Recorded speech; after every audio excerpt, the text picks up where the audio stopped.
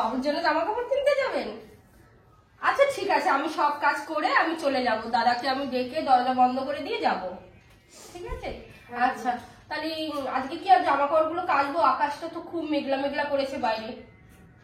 ও আচ্ছা ঠিক আছে, কেচে দিয়ে যাব, আপনি তাহলে পরে আকাশের ব্যাপার সেপার বুঝে আপনি মেলে দেবেন। তাহলে আমি যাই, আগে ঘরগুলো পরিষ্কার করে নিই। ব্যাগটা রাখি।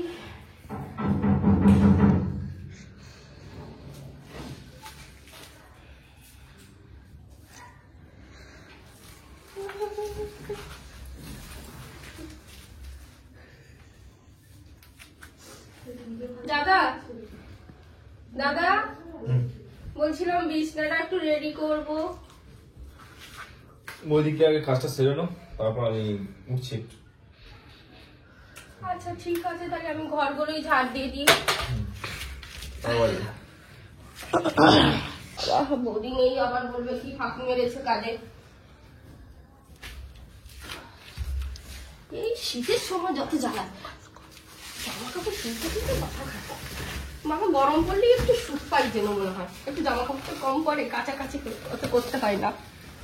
শীতের সময় যত জামা কাপড় কাছে।